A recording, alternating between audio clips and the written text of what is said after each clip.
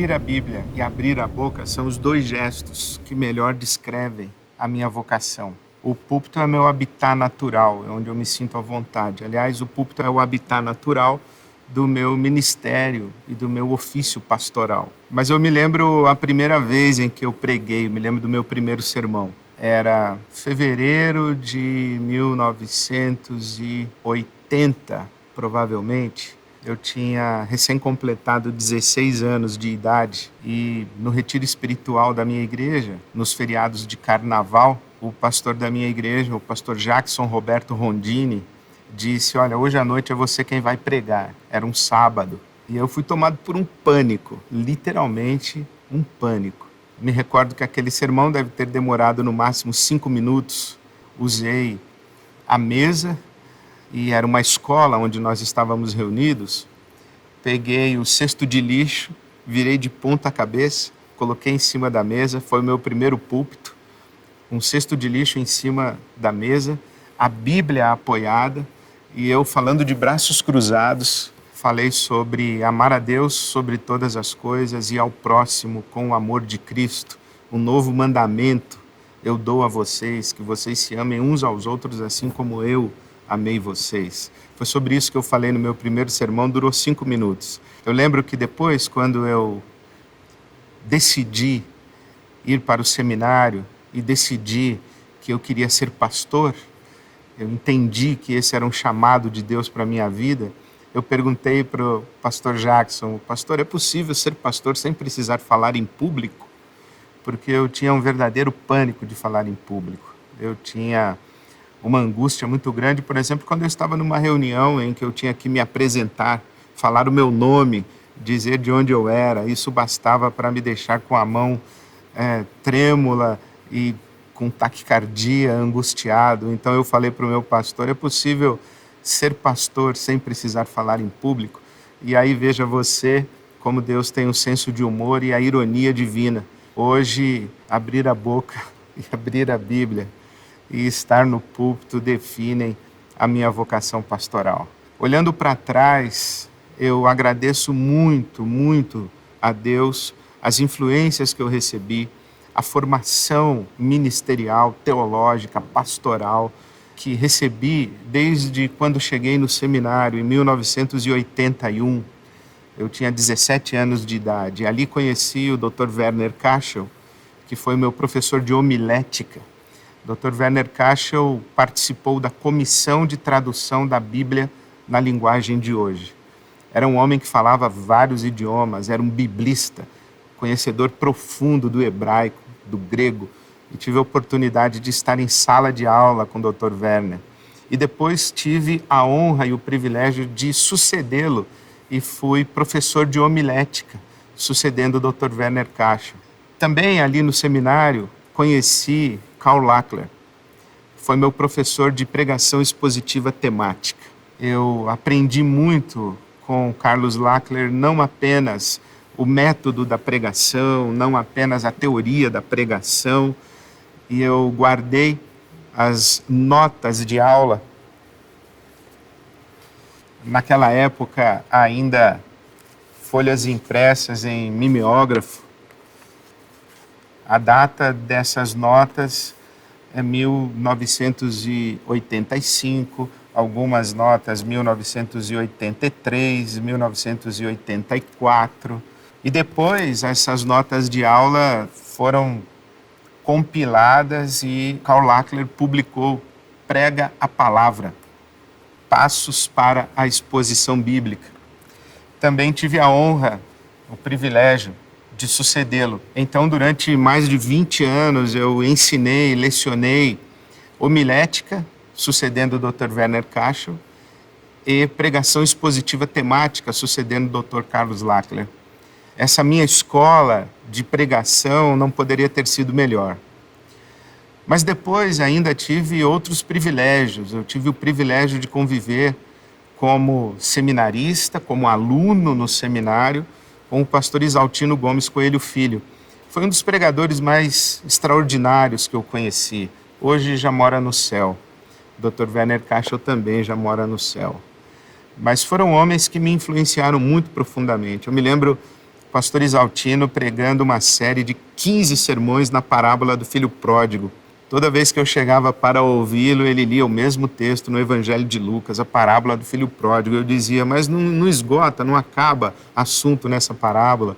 Foi uma série de 15 mensagens. Eu me lembro o dia quando cheguei e ele leu como base para o seu sermão daquele domingo, o Salmo 60, quando Deus diz, sobre Edom vou atirar o meu sapato. Eu falei, mas o que é isso? O que isso está na Bíblia? O que isso quer dizer? E o pastor Isaltino sempre com o seu brilhantismo, com a sua exatidão, ele era um artesão das palavras, os conceitos exatos, as palavras exatas, as frases construídas de maneira exata, com muita precisão.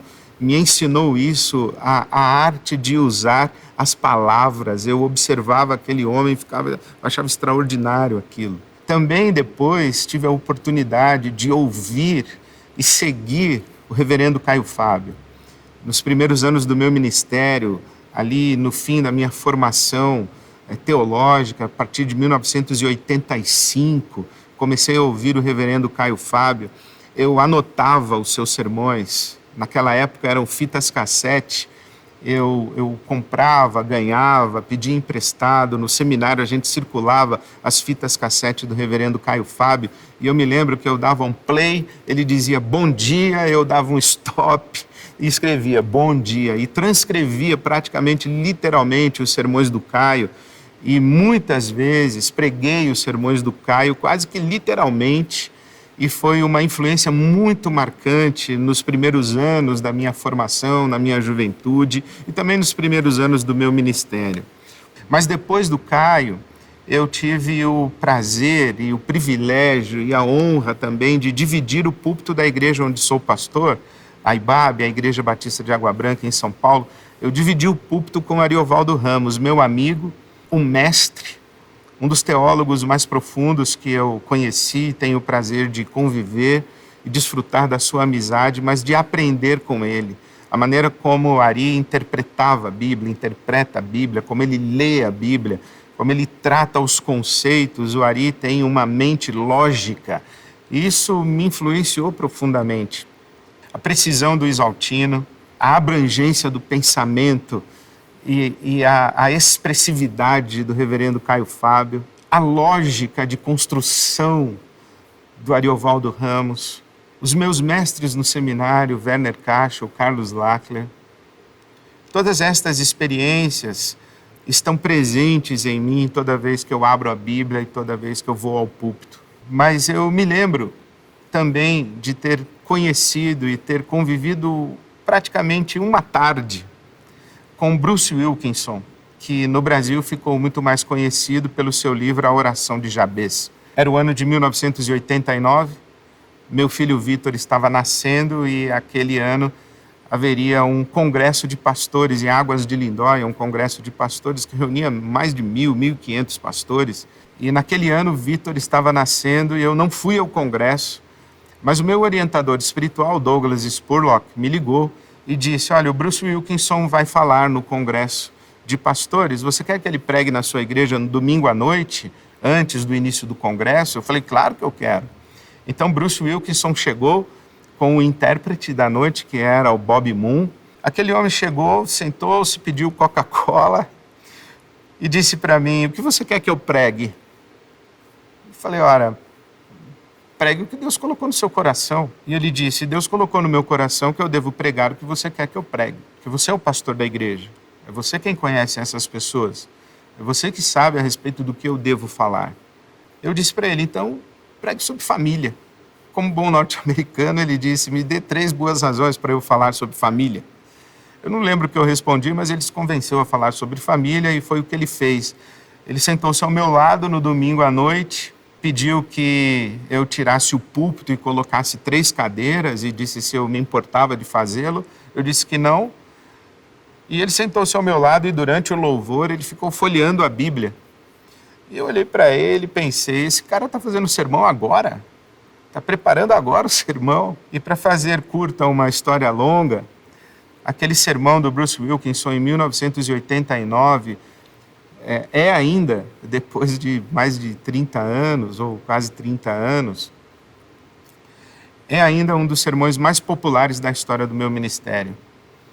Eu lembro que, ao terminar de ouvi-lo, não tanto pela expressividade, porque ele pregou em inglês com um intérprete, isso tudo já deveria comprometer a comunicação, mas a clareza com que ele apresentou os conceitos, a sua didática, a sua lógica de construção do argumento, a aplicabilidade das verdades que ele buscava na Bíblia Sagrada, a precisão com que aplicava para o dia a dia, para o cotidiano, aquilo tudo me impressionou muito profundamente. Começou então o congresso onde eu não estava, eu não participei, mas o Douglas me ligou de novo e disse: olha, você quer passar uma tarde com o Bruce Wilkinson? Eu falei: claro que eu quero passar uma tarde com ele, porque eu fiquei muito impressionado. Passei uma tarde com o Bruce e fazendo perguntas para ele sobre como elaborar um sermão, como apresentar um sermão, quais eram as fontes bibliográficas, qual era o método de estudo, qual era o sistema de elaboração, qual era o modelo de estruturação do sermão dele. Eu perguntei tudo que eu podia, eu não me lembro direito o que eu falei, até que chegou um momento em que o Douglas disse assim: olha, tá bom de pergunta, chega, agora a última pergunta então. E eu me lembro que ao Bruce Wilkinson eu disse: qual o conselho que o senhor daria para um jovem pastor, um jovem pregador? E ele me disse: meu filho, você passou a tarde me perguntando os detalhes e a respeito dos bastidores da minha vida de pregador. O que eu tenho a lhe dizer é: pare com isso. Pare de procurar o truque. E ele então abriu a Bíblia e leu para mim, na carta de Paulo aos Colossenses, o capítulo 1, os versículos 28 e 29. Ele disse: